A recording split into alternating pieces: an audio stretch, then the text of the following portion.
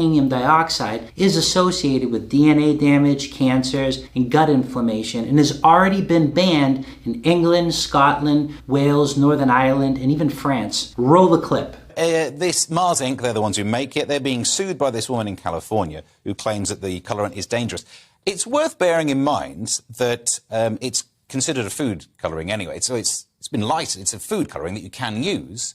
Now, the European Union are banning it, so she's suing, saying, well, if they're banning it, it's probably bad for you. And there are some links to things like its ability to change your DNA, which means X-Men's happening. Yeah. It's never superpowers. I can't imagine that there'd be something that changes your DNA knocking about. I mean, that's just...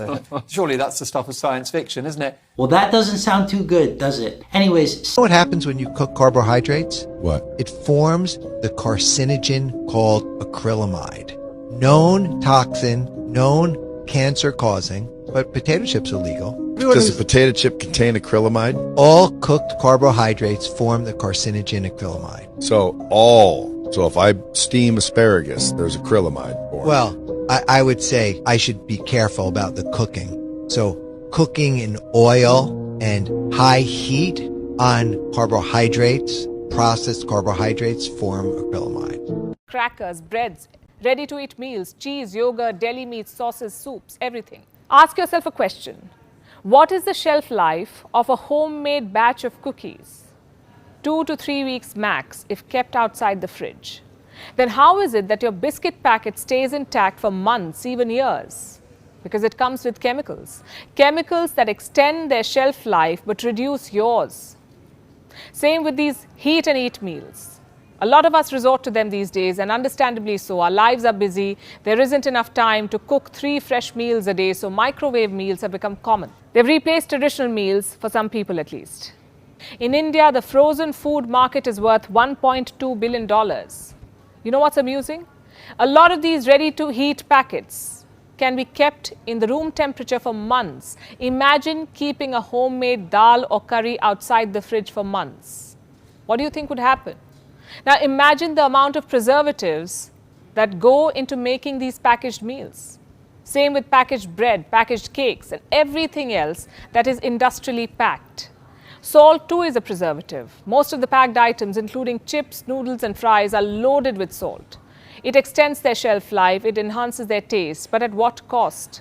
Salt has sodium, and consuming too much sodium increases your blood pressure, the risk of stomach cancer, heart diseases and premature death. I'm guessing for a lot of you, deli meats, cheese and bread have replaced your traditional breakfast. But is the habit sustainable? Should you continue eating packaged food even after knowing its downside? Is it worth risking your health? So what do? Cook 3 meals a day while also juggling work and life? That's far from what I'm suggesting. The point of this episode is to tell you that you should reduce the intake of packaged and processed food. Realize how some of the most common items in your kitchen can be harmful for you.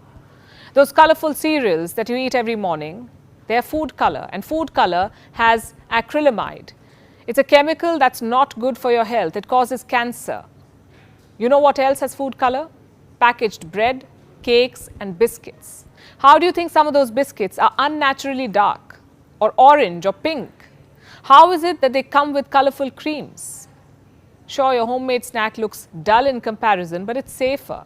How many of you regularly munch on microwave popcorns? Do you know the popcorn bags are lined with PFC or perfluorinated compounds? What these compounds do is prevent oil from seeping through the popcorn bag, which is good. But when heated, these compounds break down into chemicals, and these chemicals may cause cancer. You see, we are told very little about this side of packaged food because they save time, because they're tasty, because they come to our rescue. We conveniently assume that they're also safe. A samosa, we say, may be a better snack, followed by a workout, of course, than munching on microwave popcorns without any idea what's going into your body. It's better to eat that ghee-laced paratha than preservative-filled cereals for breakfast. We know very little about the ingredients that go into making packaged food. And I'm talking about the real ingredients, not the ones that are listed on the packet. We know very little about the hygiene situation of the place where these food items are made and processed. Earlier this month, salmonella was found in the world's biggest chocolate factory. The factory was producing Swiss chocolates, some of the finest Swiss chocolates. Long story short, it is time to rethink what we take for granted. It's time to reconsider the food in our kitchen. I know that it's not possible to throw out every packaged, preserved or processed food item from your kitchen, but you can always limit their consumption. So if you're looking to stay healthy, if you're looking to stay fit, if your goal is to take care of your body, then do what people in blue zones do. Maximize the intake of homemade food. Sunlight reduces the size of internal cancerous tumors. I thought sun causes cancer. Well, Everybody actually, says stay out of the sun because it causes cancer. That's right. They did a study at Baylor University where they took two groups of experimental animals. They gave one the standard American diet, which is terrible. They gave the other one a highly nutritious diet. Then they exposed both groups of animals to the ultraviolet rays of the sun. In the group on the standard American diet, 25% got skin cancer. In the group on the highly nutritious diet, not one animal got skin cancer. It's the way we're eating. Skin cancer is a relatively new phenomenon in the last 60 years or so, and yet our ancestors for hundreds of years have been living outdoors, working outdoors, and they didn't get skin cancer. It's a new phenomenon.